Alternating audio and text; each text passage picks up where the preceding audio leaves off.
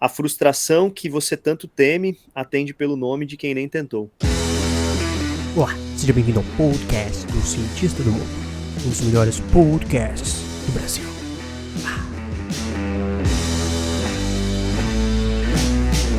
Fala, cientistas, como é que vocês estão? Estamos hoje com a presença ilustre. Já vou falar quem é, né? Pra quem não conhece, já vou falar quem é. Mas seja bem-vindo ao podcast Cientista do Mundo. Se você não é inscrito ainda, vocês estão perdendo tempo. A gente tá produzindo conteúdo toda semana, conteúdo bruto, e trazendo, cara, uns caras que nem o Victor Pradella. Pra quem não conhece, ele que é marido, que é pai, que é músico, que é produtor musical. Ó, Victor Pradella, pra quem não sabe, de 86, velho, né? Cercado, né? O pai era músico, né? Tem toda uma história. Tem mais, ó, pra quem não sabe, tem mais de 21.815.225 até as 8 da manhã, a hora que eu peguei no YouTube, só de visualização, velho. Depois tem mais milharada de gente inscrita. Victor, um cara simples, acessível que nem tu, cara, dá um oi pra galera aí, cara, um prazer te receber aqui, mano. Como é que é? Bom dia, cientistas, bom dia pra gente, né, que estamos trocando ideias às 10 da manhã, bom dia, ou boa tarde, ou boa noite pra você que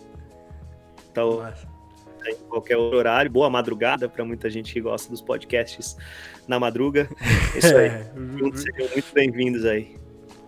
Mano, massa, que massa. Cara, eu encontrei uma lá no teu Spotify lá, Victor Pradella. Um cara simples que costuma enxergar beleza na simplicidade da vida. Suas músicas são uma reflexão da gratidão que costuma cultivar no dia a dia. E ele diz também: mal sabem eles que a graça do multiplicar tá no compartilhar. É isso, irmão. Vamos compartilhar hoje? É isso aí, cara. Essa é uma frase assim que eu escrevi meio que sem pretensão e depois acabei, por causa do feedback que as pessoas me davam a respeito dessa frase, né, que a graça do multiplicar tá no compartilhar, eu me toquei da grandeza e da riqueza e da verdade que existe nisso, né. Eu acho que as coisas mais legais que eu consegui na vida, que eu alcancei, seja profissionalmente, emocionalmente, espiritualmente, foi compartilhando alguma coisa com outras pessoas ou com outra pessoa, né. Então acho que essa coisa coletiva, ela tem uma beleza e uma riqueza, assim, e aquela frase velha, aquele velho ditado que diz que sozinho a gente vai mais rápido, mas juntos a gente vai mais longe, eu acho que é super verdadeiro, assim, então eu escrevi essa frase, faz parte de uma música que eu escrevi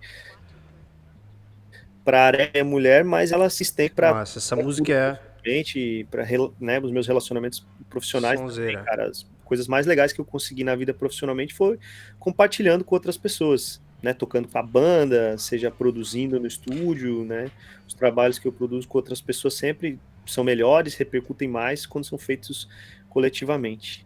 E é isso, eu sou esse o segredo, eu acho que um dos segredos é isso aí, né, velho? Eu acho que um dos segredos está em compartilhar mesmo. Até porque se a gente cria e a gente faz alguma coisa, a gente faz pra quê? Pra gente? Né? A gente multiplica pra quê? Pra gente, né? A gente não consegue escutar 5, 6 músicas ao mesmo tempo, a gente não consegue comer 5, 6 pratos de comida ao mesmo tempo. Então eu acho que esse compartilhar vem disso aí, né? E cara, é o seguinte, a gente tá entrando aqui numa era disruptiva aqui, digital, né? A gente tava entrando numa revolução. E, cara, com isso eu falei com o Victor, eu falei assim, cara, vamos trazer um negócio diferente. E aí ele já falou, cara, o diferente tá na pergunta, não tá na resposta, né? Então a gente trouxe aqui, cara, a gente vai trazer um negócio diferente, fazer umas perguntas aqui pro Victor.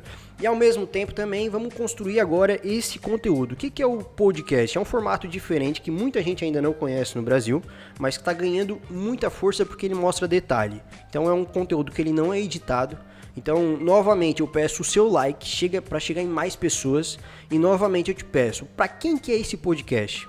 Porque é o seguinte, cara, é um podcast que vai ter vários minutos.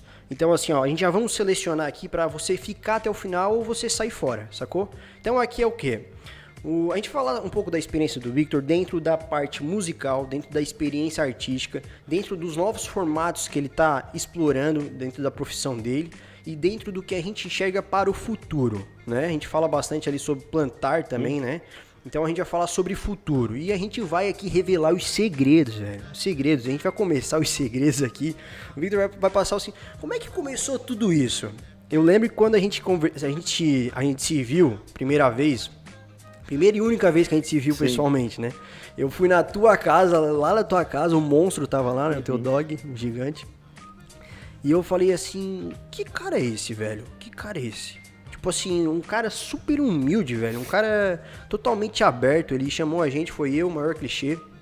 Fui fazer uma participação, única participação que a gente fez aqueles final de semana. Mas eu falei, cara, como é que... Aí tu falou uma coisa que eu achei muito interessante, velho. Que foram os pequenos começos. Sim, eu lembro. Tu lembra? Lá no camarim, lá a gente tava falando. Eu lembro que a gente tava conversando disso. É uma coisa que eu gosto de conversar a respeito disso, né? Porque as pessoas, às vezes, elas têm... Hoje em dia, a gente vive um imediatismo que ele tem o seu lado bom e o seu lado ruim. Eu acho que ele é bom porque faz com que as pessoas se movam numa velocidade, numa dinâmica que nunca foi vista, jamais foi vista, e isso abre novos caminhos, sabe? Na tecnologia, no mercado. Então, se você demora muito para assimilar as coisas, você fica para trás. E eu acho legal essa dinâmica, sabe? Eu acho que nunca se mudou tanto o mercado, sabe? As formas, por exemplo, na minha profissão, né? Na música, na produção musical, nunca se mudou tanto a forma de produzir conteúdo, a forma de distribuir música, a forma de trabalhar tanto no marketing depois que a música tá pronta, a forma, né, de fazer a coisa acontecer nos métodos de gravação, nunca mudou tanto em tão pouco tempo. Então eu acho legal essa dinâmica, mas ao mesmo tempo ela é delicada, porque ela exige também, às vezes, que você colha resultados de forma muito imediata. Infelizmente, nem sempre os resultados são assim, né? Nem tudo acontece de uma hora para outra. Sim. Então as pessoas têm que ter um certo discernimento, assim, uma certa frieza para analisar esse imediatismo, porque ele é complicado, porque tem gente, por exemplo, falando em termos práticos agora, tem gente que chega para mim e fala, pô, Vitor, eu quero começar o meu canal, eu quero fazer vídeo, eu tenho ideia de fazer isso, tenho ideia de fazer aquilo, porque vê muita gente fazendo e chega para conversar isso comigo, porque eu tenho um canal relativamente bem sucedido, né? São, sei lá, 180 e quase 200 mil inscritos no canal, como você falou, são mais de 20 milhões de visualizações, né? Tipo, tem uma movimentação legal, tem uma audiência mensal de uma média de 350 mil visualizações mensais. Então as pessoas chegam para mim, pô, eu também quero fazer isso, e aí sabem que isso dá um pouco de dinheiro, já deu mais do que dá hoje, mas ainda dá dinheiro, né? Já tem anos que eu recebo mensalmente do YouTube, então dá uma completada na minha renda. Então a molecada chega e fala, cara, eu quero fazer, por quê? Porque quer ter milhares de views de uma hora para outra, quer tirar um troco, e às vezes, sei lá, cada um tem um objetivo. Alguns querem ser conhecidos, né? Quer a exposição, o outro quer a parte financeira. E eu falo, cara, o meu primeiro cheque, que ainda era em cheque quando foi a primeira vez que eu recebi do YouTube, eles mandavam por carta, não era nem transferência bancária, já de canal fazendo vídeos, né? Então a coisa não acontece de uma hora para outra. E aí, falando a respeito dos pequenos começos, eu me lembro que um dia eu tava saindo de casa para ir pro estúdio, tava indo de bike, e antes de eu sair de casa, eu recebi uma notificação no meu celular que eu tinha um vídeo meu que bateu 1000 views. Essas marcas, assim, o YouTube notificava, né? A primeira vez que o vídeo chega a 1000 views, depois em 100 mil views, depois 1 milhão, o primeiro vídeo ele sempre te notifica. Pelo menos notificava antes. Então, quando chegou a 1000 views, eu me lembro de ir pedalando pro estúdio, chegar no estúdio empolgadão e conversar com o Gabriel lá no estúdio, falando, emocionado, cara, eu tenho um vídeo que chegou a 1000 views, cara, sabe? Hoje eu olho pro meu canal a 1000 views, eu posto um vídeo agora, daqui a 5 minutos, 10 minutos, às vezes tem 1000 views, sabe? Em uma hora, no máximo, já passou de 1000 views. Então, parece pouco, parece relevante, mas eu não menosprezo esses pequenos começos. Eu me lembro da importância que era. E também o fato da gente conseguir enxergar que não são só números, são pessoas. Quando você tem 1000 acessos, são 1000 pessoas que te deram atenção. Né? São 2000, 3000, que sejam 100 pessoas. Eu costumo dizer para os meus amigos músicos que falam, pô, eu posto um vídeo, mas dá 100 pessoas assistindo, 150, 200. Eu falo, cara, imagina que se toda vez que você fosse tocar, tivessem 100, 150, 200 pessoas te assistindo. Já não é galera, pouca gente. Né? Num ambiente pequeno, 100. Cara, a gente tá entrando... A gente tá entrando numa nova fase. A gente tá entrando numa nova fase que é o quê? Cara, a gente não... Como tá tudo muito nichado e vai começar a ficar cada vez mais nichado, Não importa mais tanto a quantidade de pessoas, mas a relevância que tu consegue trazer para aquele grupo de pessoas, né? Sim. E é isso, a internet ainda ela não permitiu isso ainda, as pessoas ainda não entenderam isso. Mas hoje, a gente está falando de novos caminhos digitais, tu não precisa ter mais 1 milhão, 100 mil, 50 mil de seguidores para te começar a conseguir trabalhar com o que tu ama, causar um impacto numa área que tu quer. Cara, a primeira coisa é tu acreditar que tu consegue fazer alguma coisa que vai impactar as pessoas.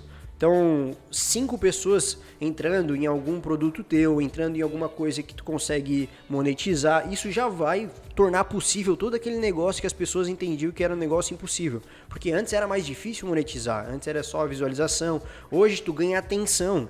Hoje, pô, como é que eu produzo com o Pradella? Como é que eu faço um negócio com ele? Sacou? Porque assim, ó, vira uma vitrine e além disso, né? Como no teu caso ali, como eu tava falando, ainda o YouTube ainda te paga pra isso, né? Tu ainda tem a experiência, tem todo esse negócio. Ó, tô escutando, ó. Mas a gente tá aqui diretamente do home office e vamos quebrar tudo. Estamos quebrando tudo aqui em cima aqui do apartamento. É isso aí. Não, com certeza, né? Pensando a respeito disso, né? Esse lance da experiência, assim, né? Eu li até, inclusive, uma reportagem que dizia que hoje em dia, essa nova geração, a geração Y, talvez, aí, 75% dela prefere pagar por uma experiência do que por uma coisa. Então, a pessoa prefere... Sim. 75% das pessoas preferem ir a um show, ir a um evento, alguma coisa que proporcione uma experiência para ela do que ir no shopping comprar uma roupa ou um tênis. Então, e é o que você falou, e cada vez mais nichado, né? Não necessariamente você precisa ter milhões de pessoas te seguindo para alcançar as pessoas, ser relevante, fazer disso o teu trabalho, né? Prova disso são os podcasts, né, cara? Como isso tem ganhado uma proporção enorme hoje em dia, né? Inclusive eu vi uma nota do Spotify, né, se posicionando, dizendo que o futuro do Spotify é se tornar uma plataforma de podcasts. Olha que doideira. Hoje é a maior plataforma de distribuição digital de música no mundo e eles estão migrando, porque entenderam que tanto a produção quanto o consumo do podcast ele é mais rápido e ele é mais compatível talvez com essa fluidez de hoje em dia, né? Porque hoje, cara, a gente tá aqui, ó, a gente vai trocar uma ideia de 1 hora, 1h30, 2 horas que seja, depois que a gente acabar, você fecha esse arquivo, sobe e ele tá pronto para ser distribuído para as pessoas consumirem. Então, se você quiser fazer um podcast todo dia, você faz. Cara, isso... Agora, uma música, o artista não consegue produzir uma música todo dia. Talvez num dia muito inspirado e muito produtivo, ele consiga compor e produzir uma música num dia. Agora, já no segundo dia, já não é tão produtivo assim. Então, se for rápido uma música para você produzir, você demora 1 semana até o ponto dela ser distribuída. Né? Então, acho que é muito doido. Sim. Agora a gente vai... imaginar onde é que isso vai chegar, né, cara? Onde é que vai chegar? A gente tá aqui conversando com o Vitor Pradella. Toda essa conversa aqui sobre desenvolvimento, toda essa parte aqui que ele tá falando, dessa caminhada, os pequenos passos, tudo mais, eu quero falar mais uma vez aqui pra vocês. Nós vamos quebrar tudo, porque agora a gente vai começar a fazer algumas perguntas pro Victor, né? Algumas coisas que vão mexer lá no... A gente quer saber os segredos, né? Então, os cientistas, tu sabe que eles são muito curiosos, né? O pessoal quer saber, velho. O pessoal mandou pergunta e eu já quero aproveitar, porque quem falou e implorou pra trazer o cara aqui foi o João Carlos Pontes. E ele pediu muito, cara, pra te mandar um beijo, um abraço lá pra ele, cara. Manda um abraço pro João Carlos Pontes. Salve, João Carlos Pontes. Fala, João. Tamo junto, meu velho. Obrigado aí pelo ter insistido pro cientista me trazer aqui. É um maior prazer estar aqui trocando essa ideia. Obrigado mais uma vez aí. Tamo junto. Massa, eu botei... Engraçado que o Pradella, ele tava lá na minha listinha e eu falei, cara, eu tava na correria aqui, eu assim, cara, eu vou deixar mais pra frente. Aí puxei lá, já chamei e o bicho respondeu na hora, mano. Só falou assim, ó, bora. Falou, bora. E, cara, agora eu vou te falar sobre exatamente isso aí, tá? Sobre essa execução. Porque tu falou, a frase que tu falou ali foi animal no começo, a gente já vai abordar ela já. Como é que é a tua execução, cara? Como é que tu produz muita coisa, velho? A tua história, tu começou a produzir, tu fala que não consegue produzir uma por dia e tal, mas tu produz muita coisa. Como é que funciona essa parte criativa, sacou? Como é que tu faz, velho? Eu vi até que tu usa os post-it ali, né? Porque tu não produz coisa tua apenas, tu produz um monte de gente, né, mano? Como é que funciona isso aí? Como já é que você tem organiza? uns anos aí, talvez uns 3 anos, que o meu foco saiu da parte de ser músico, né, como artista. Não deixei isso de lado. Assim como quando o meu foco era a parte artística, eu estava na estrada tocando projetos meus ou com a banda, eu não deixava de lado a produção musical, mas há uns 2, 3 anos atrás, essa coisa inverteu, assim, mudou o foco. Eu foquei na produção musical, no estúdio. Foi uma coisa também que meio que eu vou deixando as coisas acontecerem e dando corda para ver onde a coisa vai. Então, eu tava num momento pessoal da minha Entendi. vida que eu tava precisando trabalhar mais, fazer mais dinheiro, né? Gastando mais. Foi uma série de eventos que Sim. aconteceram na minha vida, assim. Reforma de casa, daí emendamos num trabalho autoral grande que eu fiz da minha mulher, que demandou muita grana, e daí logo já emendou na gravidez da minha mulher. Então, Sim. tipo, foi uma coisa atrás da outra que estava me exigindo fazer mais dinheiro para dar conta das contas, e a produção, né, eu conseguia fazer isso estando mais em casa, foquei nisso, começou a me dar mais dinheiro, então foi o meu foco dos últimos tempos. Então, como você falou, estou produzindo, fazendo produção musical e arranjos para vários outros artistas, né? Inclusive, às vezes são trabalhos que eu não estou produzindo, mas estou Sim. só gravando. Tem outros produtores, amigos meus. Essa coisa online hoje em dia permite também que a gente trabalhe remotamente. Então, enquanto eu estou produzindo um trabalho aqui, isso acontece muito, né? Eu estou produzindo um trabalho que nem eu tô hoje, assim, vou estar produzindo agora à tarde, e aí um amigo meu me manda pô, Vitor, eu precisava que você gravasse guitarra nessa música que eu tô produzindo. Então lá no fim do dia, além de fazer o meu trabalho, eu encaixo mais um outro trabalhinho, entra um troquinho a mais, um trabalho mais rápido de fazer quando é produção de outras pessoas, porque Nossa. já vem meio coisa definida, você só põe o que você tem que colocar ali e manda de volta. Então é o que você falou, cara. Eu sou um fruto, assim, um filho essa geração moderna da produção musical que entendeu a velocidade, a dinâmica da coisa, e entendeu que se você ficar fazendo só uma coisa, você não dá. Então, eu procuro sempre estar, cara, eu tô produzindo Massa. hoje à tarde, daí no final do dia eu encaixo um outro trabalho, e aí de manhã, que eu tô normalmente tirando para ficar mais em casa com a minha filha, cuidando das coisas de casa, no meio da manhã eu encaixo, por exemplo, um podcast, ou eu encaixo um vídeo que eu tenho que gravar para o YouTube, alguma outra coisa que não é do trabalho. E à noite, às vezes, se eu tiver, cara, mesmo cansado, mas se eu tô num dia produtivo, normalmente quando o dia é muito produtivo, eu fico mais inspirado, quero trabalhar mais, assim. Então eu tenho uma composição que eu tenho que terminar, uma coisa minha. Entendi. Então ontem, por exemplo, foi um dia que eu conferi uns trabalhos de clientes, terminei uma gravação de um próximo projeto autoral que eu tô fazendo, que eu comecei no começo da quarentena, que era uma coisa que eu já tava devendo pra galera que gosta do meu trabalho solo, acústico e tal. Então comecei uma gravação dele ontem, terminei mais uma música, faltava umas coisinhas, consegui gravar. E vai assim, cara. Então, o lance é que você tem que. Não dá pra ficar pensando muito como é que você vai dar conta de fazer as coisas no dia. Isso é uma coisa que eu entendi. Se você olhar tudo que você tem que fazer, o que você se propõe a fazer num dia, você não vai dar conta. Eu tenho os meus post-its ali que são meio motivacionais. Toda vez que eu tô arrancando parece que me dá pilha pra continuar fazendo, pra arrancar o outro, assim. Então eu sempre começo o dia assim, tipo, cara, hoje eu tenho que fazer isso, Massa. isso, isso e isso. Então, ao invés de ficar pensando, pô, mas será que vai dar tempo? Que hora que eu vou fazer isso? Não, eu já começo a fazer o primeiro. Então, se eu não, eu já perco uns minutos ali pensando como é que eu vou dar Massa. conta de fazer o primeiro e depois o segundo. Então, você não dá muita conta mesmo, né? Então, Massa. Um super foco ali em cada eu acho atividade que ali e o pau pega. tem que ser meio doido também, né? Tipo, às vezes eu tô no meio do meu dia, assim, né? Eu tenho uns 3, 4 produtores amigos meus que sempre me mandam sessões de violão e guitarra, né? Produção musical, então tem o produtor, como no meu caso, às vezes que estou assinando a produção, eu sou responsável por todo o processo, né? E tudo que acontece na música tem que passar na minha mão. Então, quando eu não sou o produtor, essa é uma outra pessoa, Sim. às vezes a pessoa não necessariamente porque ela é o produtor, ela vai gravar instrumentos, ela vai fazer tudo. Então, às vezes, ela terceiriza a parte, né?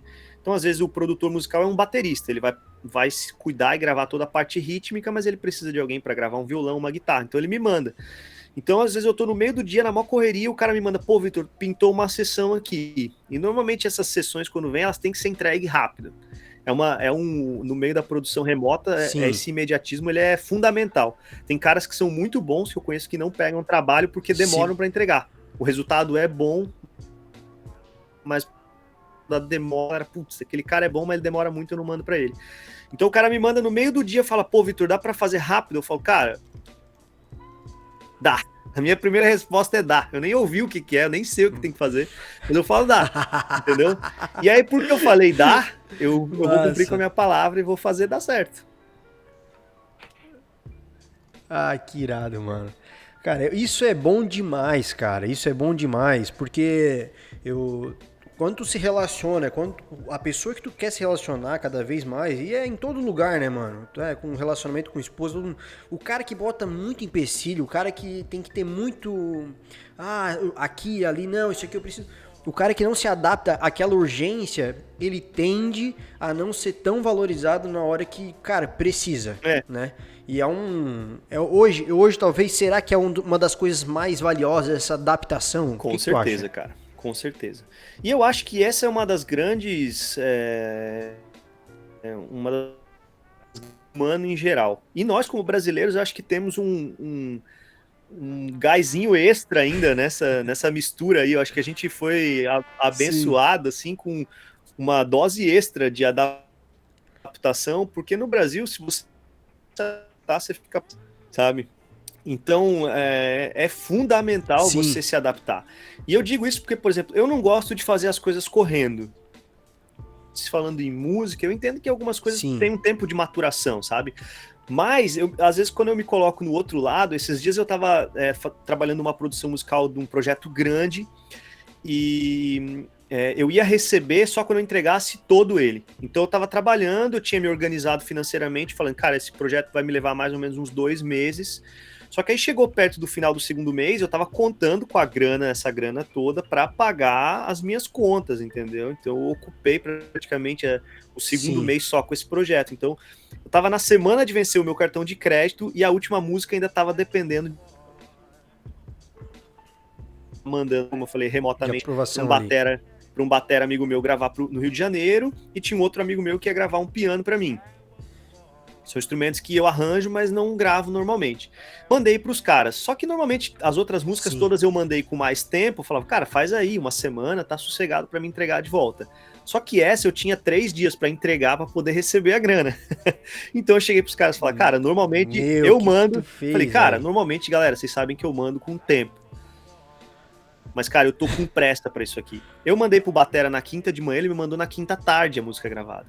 Eu mandei pro pianista na quinta noite, na sexta ele me devolveu. Monstro. Na sexta eu gravei todos os instrumentos que faltavam, ajeitei, no sábado entreguei o trabalho, e na segunda-feira recebi o projeto, que era o dia que vencia meu cartão, e paguei o cartão. Então, assim, eu entendo que estar do outro lado, e mesmo não gostando de fazer as coisas correndo, quando eu preciso que as pessoas façam com urgência, é muito bom ter gente que você pode contar. Então, no nosso ramo da produção musical, essa urgência é fundamental. Por exemplo, esses dias eu comecei a trabalhar com um produtor musical, que eu não trabalhava, foi indicação de um outro amigo meu. Ele falou, pô, Vitor, eu precisava de uma sessão de violão. Ele me mandou, eu gravei, de um dia pro outro, mandei no outro dia. Ele recebeu, falou, cara, a qualidade tá incrível, o violão tá bem tocado, tá ótimo e tal. E aí ele falou, ele soltou no meio da conversa, ele falou, pô, eu queria muito que você também gravasse as guitarras dessa música. Eu falei, pô, mas o que impede, né, de me mandar a sessão também das guitarras? Pô, eu tô sem... que é um cara bruto, né? Eu tava com sangue no olho de fazer, né? E aí ele falou, cara, é que eu tô sem orçamento pras guitarras e tal, tô com orçamento meio apertado e tal. Eu falei, cara, quanto você tem? Ele falou, tenho, que normalmente é a metade do que eu recebo. Eu falei, eu vou fazer. Ele falou, não acredito. Eu falei, deixa comigo. Fiz... E aí ele falou, cara, normalmente as minhas guitarras eu mando tudo pra aquele cara X. E ele é muito bom, ele me entrega um resultado fantástico, a gravação é incrível, a tocabilidade dele é muito boa. Mas ele demora muito, cara, às vezes 2 semanas pra me entregar uma música. Ele falou, cara, se você me fizer esse preço, eu te mando todas. Pronto, ganhei mais um trabalho. E aí você entende, pô, você furou o olho do cara? Eu falei, não, cara, nós estamos no mercado para trabalhar. Se você for bom no que você faz, se você for o melhor no que você faz, ou não necessariamente o melhor, porque né, nesse ramo nosso que é artístico, não tem o melhor. Tem o que melhor se encaixa para dentro do projeto, no olho de quem está produzindo. Mas se você for de fato bom, os caras bons, independente se eles forem diferentes, eles são bons. Tem esse cara que é bom, o outro cara que é bom, o outro cara que é bom. Os três vão fazer diferentes, mas os três são bons. Então, se você for um dos caras bons e fizer a coisa no prazo e cobrar um preço justo, cara, vai pintar trabalho sempre. E o cara que pecar em alguma dessas três coisas vai perder trabalho. E, cara, infelizmente eu não tô furando o olho de ninguém, eu só tô fazendo o meu trabalho. Só que eu... Sim. Cara, isso é fruto, né? Pode falar. Não, e eu tô aí pra fazer, entendeu? Como eu falei, cara. Eu não tô com muito tempo pra perder, entendeu? Então é isso aí, vamos fazer. Massa, mano. Cara, isso aí tá provando na prática aí. E uma das coisas... A primeira vez que eu vi o Victor foi num show no MC2 aqui com o Rodolfo. Lendário esse show aí. Eu comentei dele, cara, e coincidência, essa semana eu tava no estúdio gravando uma banda de rock, assim, e aí eu não sei de onde surgiu esse papo da MC2, e eu falei, pô, eu já fiz um show lá uma vez, que era um lugar que cabiam umas 100 pessoas, normalmente devia ter umas 300 naquele dia, tava socado, cara, eu me lembro, do suor, assim, da galera... Chovia suor, né, que batia no teto e descia, era muito underground, né? Do teto, né? Do teto. Muito underground, assim, aí eu comentei... E era num prédio, né? Caraca, velho, aquilo foi um negócio que... Era num prédio, cara, a galera... Eu achei que o negócio ia cair, cara. Bombeiro ou polícia tinha barrado o evento. Eu achei diferentão, cara, o teu jeito de tocar. Foi um maluco toca. E tu tava tocando baixo aquela vez, não era guitarra. Não, tava tocando guitarra. Não sei se tu lembra. Tocando baixo era o Rodolfo. Era? O Rodolfo tava tocando baixo, tava tocando guitarra, né? E aí eu lembro que também chamou muita atenção o jeito que o Chechel tocava a bateria, velho. Tocava com as baquetas ao contrário. Que bicho bruto, cara.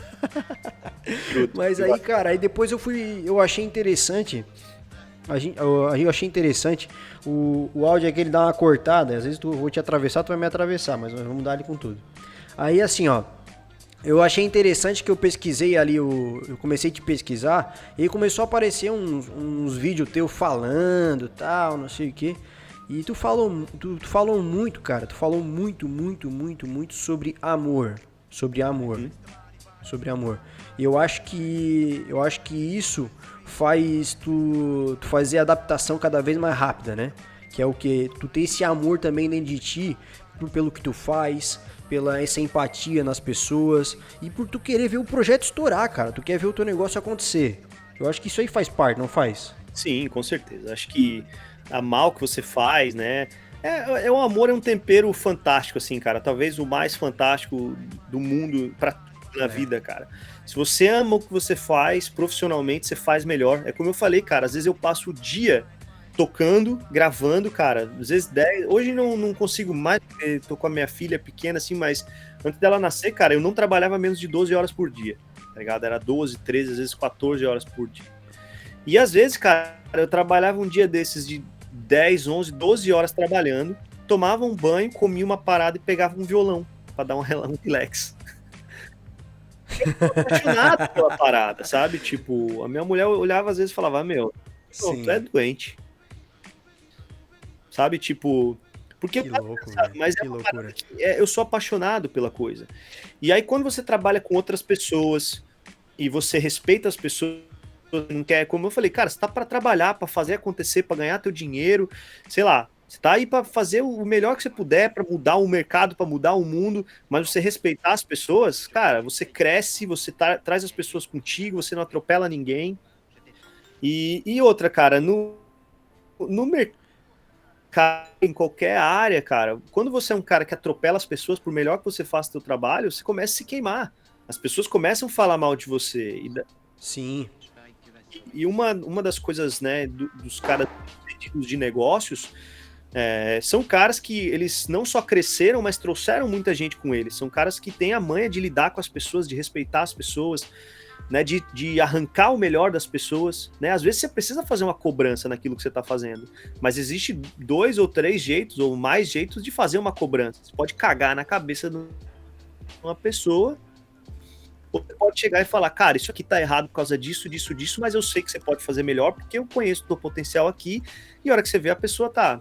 Só que, né, eu acho que os grandes caras, os grandes líderes, são os caras que não só metem a mão na mão, mas têm a manha de alcança cada pessoa. Eu sou um cara que funciona bem na pancada. Sim. Sempre fui assim, o cara chega pra mim e fala, pô, Vitor, tá uma merda isso aqui. Eu vou olhar e falar, pô, eu não vou ficar, putz, eu sou um bosta. Não, eu falei, o que que tá uma merda? Eu entendi, entendeu? Ah, beleza, isso aqui que eu tô fazendo errado. Sim. Mas tem dia que você fala, meu, tá uma merda isso aqui. A pessoa já fecha a cara, já emburra, porque cada pessoa tem um jeito. Então, eu acho que é importante. Sim. Grandes caras sabem fazer essa leitura. Mas eu acho que, independente de você ser um grande líder de uma grande empresa, de um projeto, acho que todo mundo consegue ter essa sensibilidade. Basta ter um pouco de vontade também, né? De entender como é que você faz as coisas. A tua paixão pelo projeto já contamina as pessoas ao teu redor, né? E a partir desse momento, quando você precisa trabalhar com as pessoas, se você tiver um pouquinho de sensibilidade, você vai ter o que você precisa, o potencial das pessoas que estão te cercando ali no projeto, e o negócio vai para frente. Massa. Cara, é o seguinte, a gente tem mais uma parte aqui pra passar. Eu tenho certeza, cara, de uma coisa. Vai ter mais pergunta, vai ter mais coisa secreta, e a gente vai fazer um intervalo aqui rapidão. E eu vou fazer a pergunta seguinte, a primeira pergunta que eu vou fazer depois de tudo isso aqui é uma pergunta que ele já respondeu um pouco, né? Mas já fala assim, ó, o que que realmente fez diferença? Fez uma diferença, ó, sem isso aqui talvez não estaria no resultado que eu tenho hoje. Se é uma coisa que ele controla, uma coisa que ele aproveitou, a gente vai descobrir isso aí, porque tem muita gente se esforçando, e depois a gente vai falar dos quase, que foram os momentos que quase desistiu, quase parou, quase conseguiu, mas não conseguiu e conseguiu pro outro lado. A gente vai entrar nisso aí. Vamos entrar no intervalo agora, 3, 2, 1 e a gente já volta.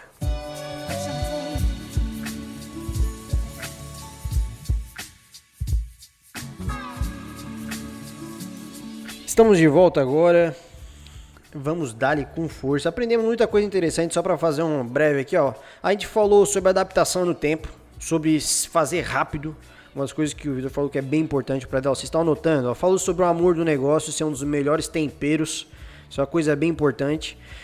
Sobre liderar pessoas, relacionamento, saber se relacionar é uma das coisas que pode te manter ou não no mercado, por mais que seja muito bom. Então tem essa empatia e também falou em entusiasmo pelo projeto, né? É um cara que tem um fogo sobre o projeto e mesmo depois de ficar 12 horas trabalhando, ele chega em casa, toca um violão pra ver como é que tá e curtir. Cara, muito massa isso aí, muito massa, mano. Vamos quebrar tudo agora porque a gente vai falar o seguinte, tem muita gente querendo chegar onde tu chegou e eu quero saber quais foram os pulos ali de oportunidade ou coisas que tu considera que tu realmente fez diferença, que tu conseguiu aproveitar ou que assim, ó, não, eu faço isso, eu fiz isso aqui me ajudou muito na fase tal, época tal, que realmente me conseguiu dar uma estrutura melhor para que eu possa fazer o que eu faço hoje. Ah, cara, eu sinceramente olhando para trás, quando as pessoas me perguntam isso, eu não sei exatamente dizer o que eu fiz, sabe? Porque como eu falei, muito do que eu fiz foi por paixão, não foi para ter resultado. Por exemplo, o canal do YouTube. Eu não comecei a fazer vídeo no YouTube porque eu queria ganhar dinheiro ou porque eu queria que as pessoas me conhecessem. Obviamente, a gente, como músico, sempre quer que as pessoas conheçam o nosso trabalho, mas não era aquela coisa de, fama, sabe? Atrás da fama. Era parada porque, assim, ó, eu trabalhando com música já há muitos anos, eu tinha fotografia como hobby. Era uma coisa que eu gostava de fazer. Eu tinha uma câmera e era assim, às vezes, pra, cara, dar uma desencanada. Eu saía e eu gostava de fazer isso. Saía de casa com a câmera e ia pra algum lugar fotografar, assim. De repente, entrou num momento ali, 2012, talvez 2010, 2011, não me lembro bem ali, perto dos 2010, um pouquinho para frente talvez, começou essa febre da galera usar a câmera DSLR, né, câmera fotográfica, para filmar, né? As Canon ganharam um espaço absurdo no mercado. Então, nessa época, eu queria fazer um upgrade de câmera. Pintou uma oportunidade de eu ir para os Estados Unidos tocar com uma banda, que foi assim, ó, cara, um amigo meu me ligou e falou o seguinte, cara, a gente tem uma banda de um amigo meu que tá indo, o baixista dele teve um problema, a viagem é daqui 10 dias, eles precisam de um cara que esteja disponível, tenha visto e tire o repertório em cima da hora. Eu falei, vamos. Eu acho que talvez, pensando aqui, essa seja um ponto da minha vida que eu posso dizer que me ajudou a chegar em alguns lugares, assim, que é tipo, ô Vitor, será que dá pra você fazer? Dá. Depois você vê o que é pra fazer e se vai dar, entendeu? Mas eu sempre falei dá. Eu falei, bora. E aí, cara, eu tava com uma grana guardada para fazer um upgrade na minha câmera e acabei ganhando, né, para ir fazer essa gig nos Estados Unidos, eu ganhei a passagem e mais os cachês.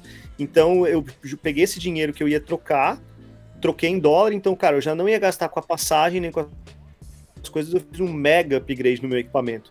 Eu comprei uma câmera que na época era uma das mais pancadas da Canon, eu ia comprar uma bem simples, eu comprei uma 7D na época, que era pancada, daí eu comprei 4 lentes, comprei um monte de bateria a mais, sabe? Eu comprei um monte de coisa a mais que me deixou equipado para esse lance novo do mercado musical, que daí se tornou visual, né? Hoje em dia a gente não faz mais música só pro ouvido, a gente faz música é para ser vista, né?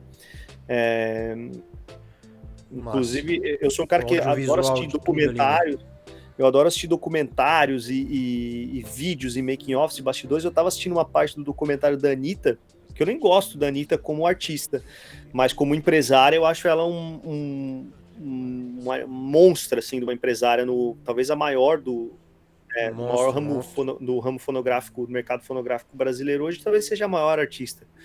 E aí, cara, eu tava vendo, ela falou uma parada muito interessante, ela tava para lançar o próximo trabalho dela, que era um trabalho que teria 10 faixas, que era uma coisa que ela não estava mais fazendo, ela estava lançando só singles, e aí ela resolveu fazer 10 músicas e fazer 10 clipes. Então ela fez clipe para todas as músicas e soltou todas no mesmo dia. E aí, entre a correria no backstage, ela atendendo o telefone, resolvendo coisas, porque ela estava empresariando a própria carreira, resolvendo coisas de agenda e da produção e fazendo clipe, atuando no clipe, ela com uma cara de cansadaça, ela saindo da cadeira da maquiagem para ir filmar, ela olhou para a câmera e falou, tem que fazer clipe, porque senão uma música nunca vai ser um hit no Brasil ou no mundo se não tiver um clipe. Então são chaves, assim, ela soltou essa. Daí na hora eu falei, pô, tá aí, é verdade. Uma música nunca vai ser um hit se não tiver um vídeo. E você pensa nos grandes sucessos hoje no mundo como música, todos têm um vídeo. Quando você pensa na música, você já vê a imagem do clipe, você já vê o artista, você já vê aquela roupa, o visual, tem todo um conceito visual. Então eu tava no começo, né, 10 anos atrás, a gente tava engatinhando nessa questão da música ser visual. Então na época eu consegui essa passagem, essa viagem e fiz um upgrade para me equipar, para não só começar a produzir música, mas produzir conteúdo em vídeo daquilo que eu tava gravando. Para mim, o vídeo nunca foi o fim.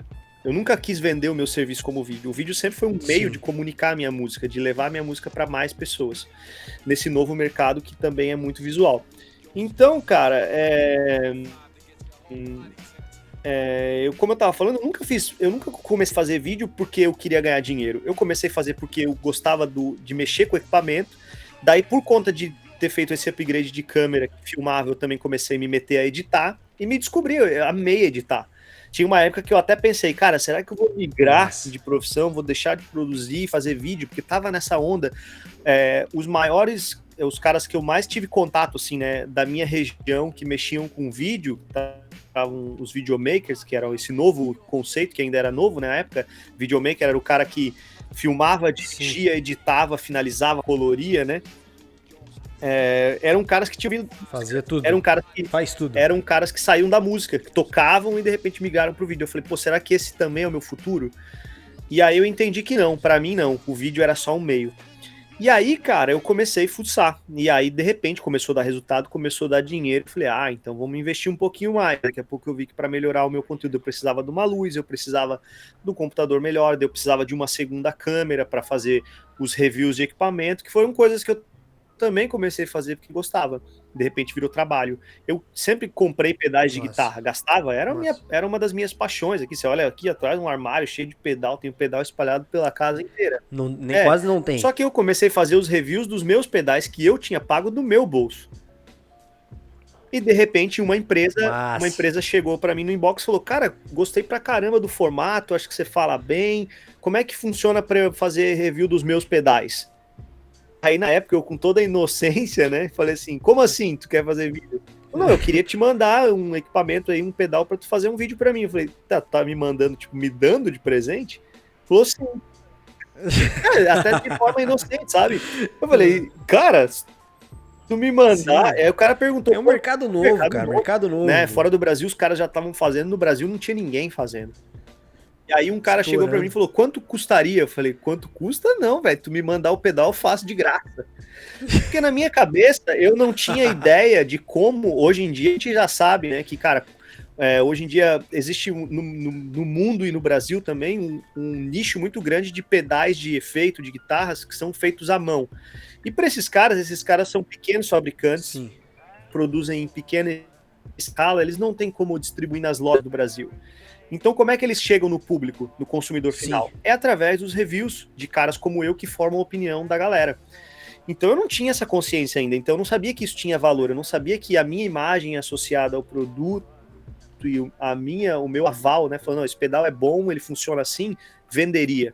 Depois, aí comecei a fazer, daí fiz desse cara, daqui a pouco chegou uma outra empresa, daqui a pouco eu comecei a falar: opa, tá chegando muita gente, e eu comecei a receber feedback dos caras, desses primeiros, falando assim: pô, postou o vídeo hoje, eu vendi 2 pedais hoje. Aí daqui a pouco o negócio começou a crescer, eu já recebi feedback, o cara falou: cara, tu postou o vídeo hoje, eu vendi 8 ou 10 pedais.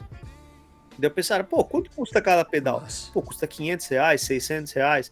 O cara vendeu 8 pedais, que seja, sei lá, 5 pedais a R$500, o cara fez R$2,50 no meu review. Sim. Então o meu review tem que custar alguma coisa, sim, não só o equipamento. Então eu comecei a cobrar, daqui a pouco começou, além do dinheiro, sim, que eu recebia pelo meu direito de imagem no YouTube, eu comecei a receber pelo serviço prestado às empresas que eu estava ali, né, fornecendo a minha imagem, o meu espaço, o meu canal. Então, pô, começou, às vezes é um mês que não tenho tanto view, então não ganhei tanto dinheiro, mas eu fiz uns 2, 3 reviews e ganhei ali meu dinheiro. Daqui a pouco você vai escalando, né? Você começa a ver que você começa a receber o feedback das empresas dizendo, as novas empresas chegavam e falavam: pô, quanto custa? Eu falava: custa o pedal mais tanto. Pô, mas é barato. Daí eu comecei: pô, é barato, então a gente pode ir um pouquinho além, né? Então vamos crescer. Aí a próxima empresa, hoje, cara, eu trabalho para, sei lá, já fiz reviews para mais de, sei lá, 15, 20 empresas. Então você vai de pouquinho em pouquinho, você começa a ver que tua imagem vale dinheiro, que o teu serviço vale dinheiro. Você começa até o ponto que você chega em grandes fabricantes, né? Por exemplo, no ano passado, eu fui o guitarrista brasileiro escolhido para fazer o lançamento mundial da nova série da Boss, que, na minha opinião, hoje, não só para mim, para muitos guitarristas, loucura, a maior empresa de pedais do mundo hoje. É uma das mais antigas, se não a mais antiga, sim, mais tradicional. Os caras têm, cara, se não me engano, 40 anos de empresa, uma empresa japonesa super tradicional, tem distribuição no mundo inteiro, e me escolheram no Brasil para fazer o lançamento de uma nova série de pedais. Então, pô, me sinto honrado. Então isso é fruto também do cara de trabalho, escalando, né? Também um pouco de cara de pau, né? Eu encontrei os caras numa feira, no stand deles, e intimei: aí, quando é que nós vamos fazer uma parada, né? Então, Claro, massa, velho. É cara de pau, assim, eu acho, como eu falei. De relacionamento, de amor, né? O relacionamento é fundamental, cara. Porque também vai do que você tem. Quando você chega numa empresa que nem a Boss não foi a empresa que eu cheguei de cara, não foi a primeira empresa. Sim. Não tem como eu chegar na Boss de cara. É uma parada bem louco, né? Vamos fazer uns reviews de pedal, os caras vão chegar. Eles são a Boss. Pra eles é muito mais interessante eles estarem associados, você estar associado a eles, do que eles a você. A não ser que chegue um ponto que eles falem: a gente também ganha com essa imagem desse cara. Então quem é você?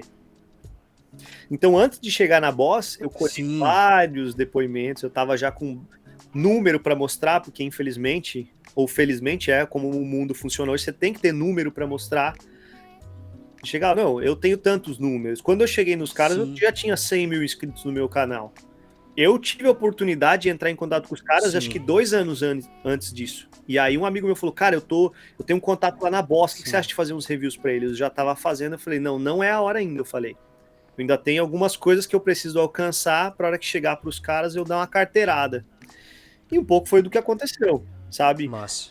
Eu trabalhei esses 2 anos e eu falei, eu ainda cheguei pra... Tinha uma amiga minha que era designer que fez um press kit pra mim, assim, a gente tinha uns materiais que a gente fazia, que eram os materiais gráficos, assim, de imagem e tal, né, pra você apresentar pros caras, assim, um PDF, assim, com a tua história, um pouco dos teus números, né, as Sim. marcas que você trabalha, e quando ela tava fazendo pra mim, eu falei assim, eu tô indo atrás de uma empresa, daí quando eu renovei esse material, foi quando chegou em 100 mil inscritos, eu falei, agora eu vou atrás dessa empresa, eu falei, eu preciso que você traduza o material, não seja só em português, mas em inglês também, porque eu preciso chegar na diretoria dos caras.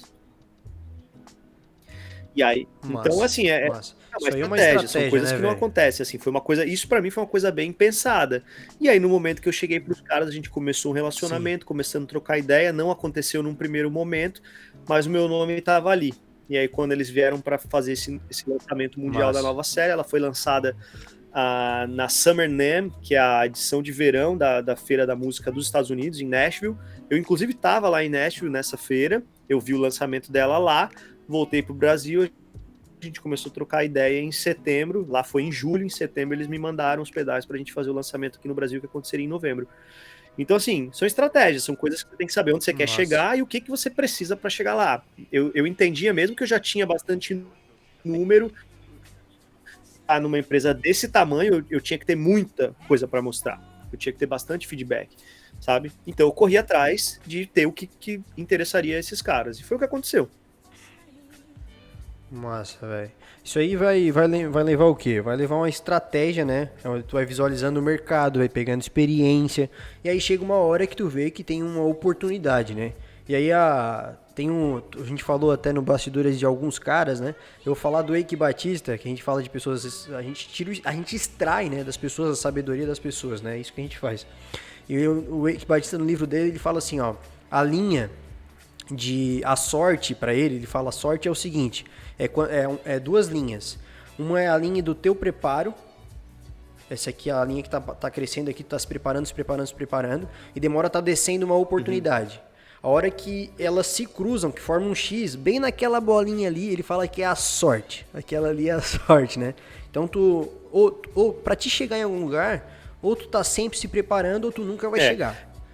Vai chegar uma oportunidade, vai chegar um momento. Isso eu sempre falo, assim, né? Eu sou um cara que, além de trabalhar com música a vida inteira, a música e a história da minha vida e da música se mistura. Eu não sei onde começou a música. As pessoas falam, pô, como é que começou o lance da música pra você? Pra mim foi uma coisa tão de criança, de casa, que quando eu me dei conta das coisas, a música já estava muito parte da minha vida. E ao mesmo tempo a fé. Então eu Sim, 3 sangue, coisas, né, na minha vida que são fundamentais para chegar onde eu cheguei e onde eu quero chegar a partir de hoje. Uma delas é talento, que para muita gente é discutível, né? Porque você tem tantas coisas para você fazer que o talento, às vezes, tem gente que até sem talento também chega lá. Seja o chegar lá para cada um, onde quer que seja. massa. Mas talento, na minha opinião, eu me considero um cara talentoso, sem falsa modéstia. Eu acho que eu nasci um cara que fui abençoado com talento, né? O inglês, eu acho que o termo é bem interessante, que é o gift. Quando você fala que alguém tem um dom, ele fala que tem um gift, que é a mesma palavra que é usada Presente. presente. Quando você dá um presente. Então eu ganhei de presente, isso é uma coisa que eu não controlo. Então essa é uma coisa que eu associo à minha fé. Eu ganhei de presente isso de Deus.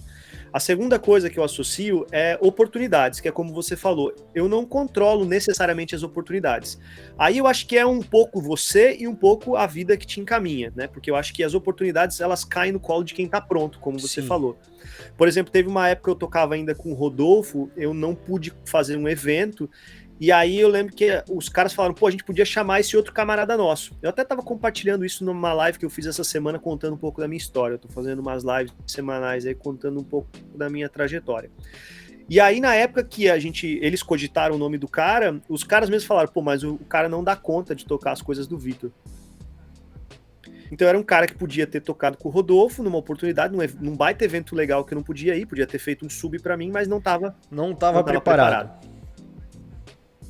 Então as oportunidades eu acho que são a segunda coisa, mas como eu falei, as oportunidades caem no colo de quem tá pronto. Então quem tá sempre se preparando, parece que tem caras que a gente olha, né? Tem gente que fala, pô, esse cara sempre acontece as coisas boas com esse cara. Mas a galera não vê que esse cara tá sempre na ralação e na batalha. E a terceira coisa, né? que eu acho que é Bastidor, parte de se preparar para as oportunidades, é trabalho, cara. Essa aí eu te digo que talvez eu sou bem responsável por fazer acontecer. Porque eu sou um cara que não tenho preguiça. Eu sou um cara que ontem, por exemplo, eu tive um dia super improdutivo. Nossa. Eu tava falando com a minha mulher, ela falou, pô, mas por que você não tira então a tarde livre, já que você não tá rendendo, sabe? Aquele dia que eu sentava no computador, tava precisando fazer um arranjo, as ideias não vinham, as coisas não estavam rendendo, parece que você fica pedalando. Eu falei, cara, não importa, pode ser que eu renda metade do que eu renderia num dia bom, mas pelo menos é metade do que eu tinha que fazer. Então amanhã eu não tenho que fazer o dobro, eu tenho que fazer só 75%, porque eu 25 eu já fez hoje. Entendeu? Então, assim, cara, até no dia que eu tô cansado, que eu tô improdutível, eu sento a bunda na cadeira e trabalho, velho. Porque eu entendo que é trabalho, é ralação, sabe? É suor mesmo. Então, na música, eu costumo dizer que uma boa música, quando você faz um bom trabalho, assim, de produção musical, 10% é inspiração. Os outros 90% são transpiração. E eu acho que os 10% são fundamentais. Trabalho, quando você ouve uma música sonzeira, tem uma ideia ali que foi a inspiração que o cara precisou para dar o start naquela sonzeira, sabe? Tem músicas minhas, cara, que às vezes são uma frase, que começa com uma frase. Agora o resto, cara, é relação. Tem que sentar a bunda, ficar gastando ideia e grava, joga fora, escreve frase, risca frase, até sair o que a galera ouve, cara. Raramente tem músicas que acontecem, de vir uma coisa assim, parece que é derramado assim para você, tipo, do céu, assim. Mas a maioria, no meu caso, é muita ralação. Tem música que demora 1 ano e meio pra sair, velho. Tem música que a galera ouve e fala, meu, essa música é muito sonzeira, me identifico, eu ouço no dia tal, do jeito tal e tal. E eu penso, cara, demorei 1 ano e meio pra terminar essa música. Sabe? Aí... Velho, agora vamos pegar esse gancho aí, porque a gente falou que a gente ia falar sobre outra coisa aqui que era importante. Sobre os momentos que tu quase desistiu, teve algum momento, qual foi esse momento e o que te fez não parar? Teve alguma coisa? Não, eu não penso em desistir, eu nunca... Quem tu até comentou que quase ali pensou na troca, talvez, pra ir pro videomaker, tinha uma experiência que tu via outras pessoas indo pra essa área. Cara, assim, ó, é muito... Eu acho que assim, ó, a gente tá falando pra uma galera e a gente às vezes tá falando pra gente mesmo em alguns dias, né? Como tu falou, a vontade ela é limitada, a força de vontade. Tem dia que tá mais, tem dia que tá menos, mas o avançar, eu até botei aqui, ó, avançar é todo dia. Avançar é todo dia. Eu costumo dizer, cara, pra quem entra em mentoria, eu falo assim, ó, aquilo que demanda muita energia pra te fazer, faz 1%, faz 2%. Mas não deixa de fazer, porque a realidade a tua produtividade é o dia muito produtivo menos um dia muito pouco produtivo, e a diferença entre aquilo ali é a produtividade média. Então se tu ficar esperando só o dia de produzir muito, tu fica ruim. E aí eu trago essa realidade agora pro teu dia, pro teu negócio, ó, aquele dia que tu pensou em desistir, tu pensou muito tempo, pensou hoje, pensou há 3 anos, o que tu pensou e como é que tu reciclou isso pra te estar aqui? Sim. Cara, já pensei em desistir da música, no meu caso, da minha profissão, sim. Não vou dizer que não pensei. Há alguns anos atrás, por exemplo, quando eu era moleque, o meu sonho era viver de música. Eu nem sabia o que isso queria dizer. O que era viver de música. Eu não sabia como existiam ramificações dentro do meio da música, dos bastidores, da produção. Cara, você pode trabalhar com música sem estar tocando um palco, sem estar sendo produtor no estúdio, tem vários outros jeitos de trabalhar de música. Mas, independente disso, naquela época, quando eu era criança, eu queria ser músico, eu queria trabalhar com música de algum jeito, eu queria estar envolvido nisso. Essa era a pira da minha vida. Foi a única pira, mesmo, a coisa que mais me mexia, a loucura da minha vida era a música, era estar tocando e tal, sabe? Eu gostava de outras coisas, gostava de jogar bola, eu gostava de sei lá, já fiz um monte de outras coisas assim, sabe? Gostava de fazer um monte de coisas, mas a pira da minha vida era a música. Em um determinado momento você começa naquela fase ali, adolescência, o que eu vou fazer da minha vida, os amigos de colégio meio que já alguns de cabeça feita, que era uma coisa que na minha cabeça não fazia sentido, não, é isso que eu vou fazer mais da minha vida. Eu falava, cara, como é que você tem tanta certeza, né, com 15, 16 anos, 17 anos e tal. E aí eu, meio perdidão, né, molecão, perdido assim, eu tinha esse sonho, assim. E quando eu tinha 19 anos, se eu não me engano, 19 anos, eu sofri um acidente. E nesse acidente eu perdi parte do meu indicador esquerdo, do meu dedo. E aí... Sim, velho. Que loucura, menor, mano. E quando isso aconteceu, eu falava assim, cara, e cresci ouvindo assim, pô, é difícil de viver de música no Brasil, não dá pra viver de música no Brasil, sabe? Eu achava, porque na verdade, e eu realmente ouvia isso de bons músicos, sabe? Na minha região, eu ouvia uns caras que tocavam pra caramba, e na minha cabeça, por que esse cara toca muito e ele não consegue viver? Se esse cara não consegue viver, ninguém vai conseguir, né? Mas aí eu pensava assim, pô, daí no momento do meu acidente, a minha crise era, pô, se já era difícil viver de música no Brasil, agora ficou impossível. E aí eu falei, aí, cara, mas as coisas começaram a acontecer, sabe? E aí eu comecei a me tocar que viver de música como músico não era só tocar bem.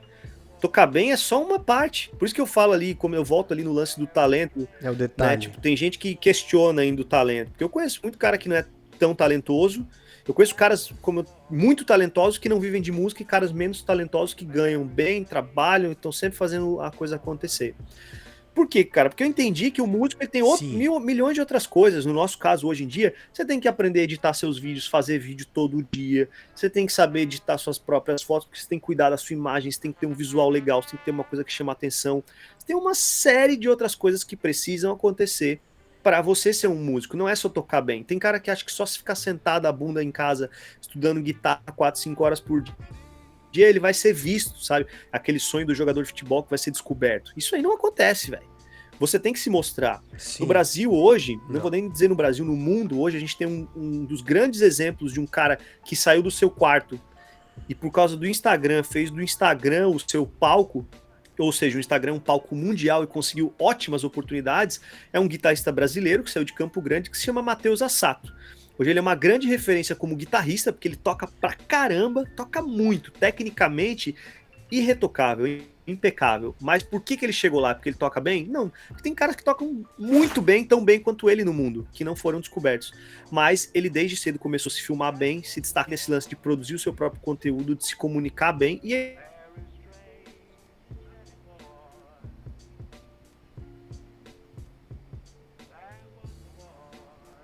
do blogueiro, ele sabe que ele tocando bem, mas se filmando bem, gravando bem o seu áudio, cara, daqui a pouco ele tava tocando com a Kelly, ele ganhou uma bolsa, na verdade, para estudar no MI, em Los Angeles, se graduou no MI, logo que ele saiu, precisavam, a Tori Kelly tinha saído lá do American Idol, pediu uma indicação, né, pro MI, ó, preciso de um guitarrista, quem que tá se formou aí que tá bem, ó, esse moleque é bom. E aí, quem tá preparado? Exatamente, aí falou, esse moleque ganhou a gig da Tori Kelly, fez uma tour enorme com ela, da Tori Kelly saiu pra Jessie J, fez uma tour mundial com a Jessie J, que já é uma cantora muito mais conhecida, e cara, no meio disso já tocou com Bruno Mars, bom, não preciso nem falar mais nada, né?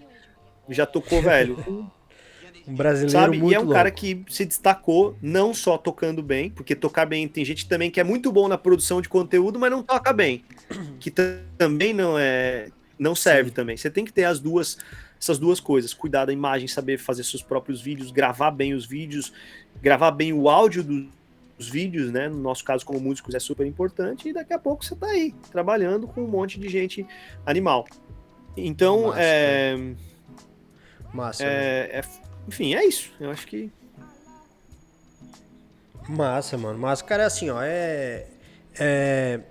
eu vejo assim, ó, cara, tem alguns perfis, tem um cara que estudou por 30 anos, e ele por 30 anos, as pessoas, e dividiu em 4 perfis.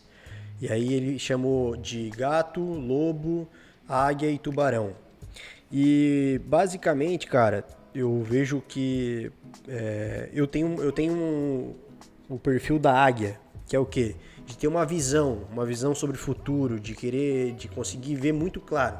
E eu vejo isso muito sobre oportunidade, sobre pessoas, sobre investimento. E eu vejo que tu teu perfil, cara, claramente é o perfil do tubarão, que tu é movido por resultado, tu é movido por, cara, dane-se o processo, a gente vai fazer isso aqui porque é urgente, sacou? E tu consegue fazer. Isso é muito massa. E por que eu tô falando isso? Porque eu vejo em ti uma bomba, mano. Eu vejo uma bomba, assim, que não tá nem pronto ainda pra acender. Porque vou te explicar, cara, vou falar, o negócio é muito sério. Porque é o seguinte, todo esse mercado, o que tá para explodir? O digital, ele tá para explodir, ele não explodiu. Ele não explodiu. A gente tá no começo de um negócio que agora o pessoal tá começando a entender como é que funciona. A gente teve agora, teve 13% agora da população fez a primeira compra virtual. Eu acho que a pandemia ela deu uma adiantada nesse processo, né? Tem gente que ousa dizer que ela adiantou em 3, 4 anos. Tem gente que tá ousando dizer que ela adiantou nesse processo. Prova disso, né? Eu acho que a gente ainda nem conseguiu ver. Eu acho que... Nem conseguiu ver a diferença que vai eu dar. acho que também no nosso meio da produção musical, né? Eu tenho conversado bastante com o Maurício Soares, que é diretor da Sony. E o Maurício já tem uns anos que ele tá na Sony, é um cara que tem mais de 20 anos de carreira, mas acho que ele tá eu não sei exatamente, talvez uns 5, 6 anos na Sony, num projeto de expansão muito grande. Ele é diretor do Brasil e América Latina. Eu tenho conversado bastante com ele porque eu e meu sócio, Gabriel, a gente tem um selo dentro da Sony Music hoje. E a gente conversa bastante com ele sobre mercado, né, sobre essa parada. Ele, inclusive, para os músicos, eu super recomendo o podcast dele, que é do Maurício Soares, que se chama Simples Assim. Ele fala sobre sacadas de mercado, estratégias para novos artistas e tal. E o Maurício, ele é um cara super tubarão, assim, imagina, o cara ele é diretor da Sony Brasil e América Latina, que hoje representa 17% da arrecadação da Sony Mundial. A Sony Mundial, para você ter uma ideia, é uma multinacional que tem Michael Jackson, Beyoncé no seu casting de artistas. Então, a Sony Brasil e América Latina hoje do setor dele, que é o gospel, representa 17% da arrecadação da Sony Mundo. Então, assim, o cara tá num projeto de expansão que cresce 96%, 97% o ano. Ou seja, o cara é um monstro, né? Ele tem 160 pessoas na equipe dele, que são subordinados dele. Então, o cara é um monstro, assim, né? Então, a gente tem conversado bastante... E aí ele dá todo... A gente tem conversado bastante sobre esse lance do digital. E ele fala, cara, os artistas não estão se ligando da força disso.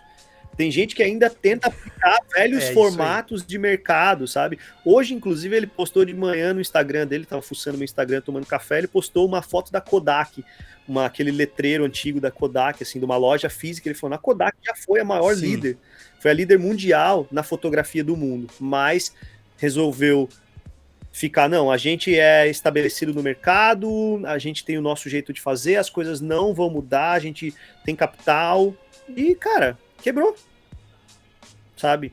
A Canon, em 2010, quando começou esse lance, nós estávamos falando de gravação, de filme com câmera fotográfica, né, câmera DSLR, a Canon era a maior, velho. Todo mundo queria ter uma Canon. Hoje em dia, quem é a marca do mercado? É a Sony. Por quê? E a Sony não era nada nisso aí antes. Porque, cara, por exemplo, o Spotify não foi a primeira plataforma de áudio digital, né, de streaming, de aplicativo de música. A Deezer veio antes, mas por que o Spotify, 90% das pessoas que ouvem música no mundo hoje é no Spotify? No Brasil ainda não é tanto assim, mas ainda no Brasil ainda assim é a maior. Por quê? Porque fizeram coisas, tocaram de algum jeito, eles fizeram coisas que os outros não fizeram. E ainda assim, as coisas, como eu falei, esse mercado hoje é muito fluido. Então, o digital, velho, você precisa se ligar que o mundo é digital. Né? Acelerou. Velho, é isso aí, a gente tá Enfim, eu só queria, desculpa te interromper, só pra concluir, eu tava falando desse lance de desistir, né? Que eu peguei o gancho do Matheus. Fala aí, mano, fala aí. Eu pensei em desistir quando eu sofri o meu acidente, mas eu comecei depois que eu nem tava morando no Brasil na época do acidente, voltei pro Brasil e comecei a fazer outras coisas, que foi esse lance de fazer vídeo, de começar a trabalhar com gravação, e comecei a fazer outras coisas. A partir do momento, cara, que foi quando eu larguei os meus estudos, que foi quando isso foi uma coisa que pra mim eu considero que foi uma chave, que eu falei, cara, eu não tenho mais plano B. E a partir do momento que você não tem plano B, você se joga de cabeça e você se dedica 100% ao plano A. Eu conheço vários amigos músicos que eram bons e faziam uma faculdade de administração à noite. Os caras odiavam aquilo, mas eu falava, por que você faz isso? Não, porque, cara, vai que não dá certo. Mas aí você tinha que se dedicar. algumas Sim, horas do velho. seu dia para ir para a faculdade ou fazer uma aula online, fazer as provas e se dedicar para estudar, enquanto eu estava 100% de cabeça o dia inteiro, só falando de música, ouvindo música, fazendo música, produzindo música. Então, eu pensei em desistir até o momento em que eu só tinha isso para fazer da minha vida. A partir desse momento, eu já pensei em transicionar. Como eu transicionei de ser artista para produção musical hoje, que eu me considero um produtor musical mais do que artista, Sim. eu já pensei em transicionar para o vídeo, voltei atrás, como eu falei, porque entendi que não era para mim. Hoje em dia estou transicionando mais para esse Sim. lance do empreendedorismo, né, gestão de carreira, por causa do lance do selo. E eu comecei a ver nos últimos 2, 3 anos que eu produzia muitos artistas bons, que tinham músicas boas, a gente chamando a música agora de produto. O produto era bom, mas pecavam na distribuição, no marketing, porque as pessoas não ouviam. E eu comecei a Sim. ficar frustrado, falar, pô, a música é boa, por que as pessoas não ouvem? Por que não chega nas pessoas? Sabe, altos trabalhos que eu produzia, sonzeira, 1000 pessoas ouviram, sabe, no streaming, Sim. numa plataforma que é mundial, sabe, que alcança hoje, falando de música feita em português, num país de 200 e poucos milhões de pessoas, que hoje 130, 140 milhões tem smartphone. Por que só 1000 pessoas ouviram isso? Eu ficava frustrado. Então foi daí que Sim. veio a ideia de abrir um selo para também começar a trabalhar na distribuição, sabe? E aí acabamos virando um braço da Sony, que é uma multinacional. Massa. Então hoje também eu vou transicionando dentro da música, mas hoje eu já tem anos que eu não penso mais em desistir, porque eu não tenho mais o que fazer. Para mim, ou é isso, ou é isso. Eu tenho que fazer dar certo aí. Massa. Então, só para concluir o assunto aí. Massa, massa. Sim, top. Cara, é o seguinte, eu me emociono escutar isso aí porque eu vejo uma bomba, cara. Eu vejo uma bomba. A tua humildade, velho, a tua garra, o teu talento que tu falou, o teu compromisso. Teu compromisso. E o teu compromisso com as pequenas e as grandes coisas, né? Então, assim, ó, esse teu trabalho sem preguiça, de avançar sempre. Cara, por tudo que eu já estudei, cara, por tudo que eu já estudei, essa falta de ficar se comparando, sacou? Essa falta de ficar assim, ó, a pessoa X é melhor, não, já ter clareza sobre o que tu tá fazendo, essa identidade, eu acho que é o que mais falta na galera hoje, sacou? Essa ideia assim, ó, de querer construir o próprio Sim. caminho. Então assim, ó, tá só começando, o Paradela tá só começando, vamos saber muita história, muita gente que ele vai descobrir, vai trazer muito som massa pra gente. E assim, ó, eu acho que assim, é uma das coisas mais fortes que tem em ti, e aí eu já vou falar porque a galera, é importante assim, esse negócio que o cara vê de fora, né? Então assim, ó, eu vejo que tu tem uma energia de ativação muito baixa, muito baixa. O que é energia de ativação? É aquilo que tu precisa, tipo, acionar dentro de ti para começar a fazer um negócio. Sim. Então vou dar um exemplo. Tem que começar a escrever, tem que fazer um podcast, tem que fazer tal coisa. A maioria da galera faz várias construções na cabeça. Bah, eu tenho que fazer isso, mas eu tenho um horário. Pô, mas aí isso e aquilo. Eu acho que esse caminho de encurtar essa energia, de ativar um projeto, de ativar uma ação, de ativar um bora, é o que vai fazer tu cada vez mais estourar dentro dessa área que tu já tá. E outra coisa, eu acho que as pessoas elas esperam muito um momento perfeito para entrar em algum projeto, em alguma coisa. Não existe, velho. E tem outra coisa, tem muita coisa que tá em alta hoje. Mas a pessoa que entrar hoje, ela não pode ficar pensando no que tá só em alta. Ela precisa construir. Porque esse negócio de entrar só quando tá em alta é muito fácil, cara. Se pra entrar num negócio que tá dando certo, todo mundo quer. Teria fila de espera pra entrar num projeto que tá dando certo. Todo mundo. Agora, o que a gente não se toca é o que a gente vê muito comum na música, quando de repente aparece uma música, um artista novo, assim, que vem com uma proposta diferente de som, sabe? Você fala, meu, que sonzeira diferente. Daqui a pouco, dá 6 meses, tem um monte de artistas e bandas iguais. Muito parecidos, os timbres, a sonoridade, as composições. Por quê? Porque quer pegar carona. Mas por que essa galera não pensou nisso antes? Entendeu? Então, o cara... só que a galera tem que entender que o cara que vem depois, o máximo que ele vai ser é uma cópia perfeita. Ele nunca vai ser autêntico. Então ele nunca vai ganhar tanto espaço, nunca vai ter tanta relevância, nunca vai ganhar tanto dinheiro quanto o cara que foi da vanguarda, que fez primeiro. Então, ter essa visão, assim, de, cara, o que eu posso fazer que é só eu? Então, nisso eu acho que entra o lance da autenticidade, que é fundamental também. Sabe? Tipo, faz a coisa do teu jeito, cara. Pô, mas isso não dá certo. Faz dar certo, cara. Faz do teu jeito que vai dar certo.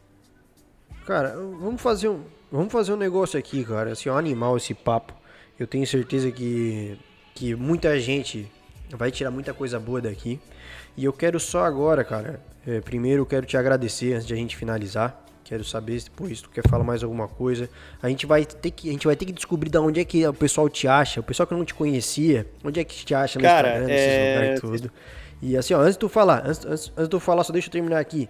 Porque a gente tá com um atraso de áudio, aí a gente vai ficar se cortando aqui. Mas vamos quebrar tudo.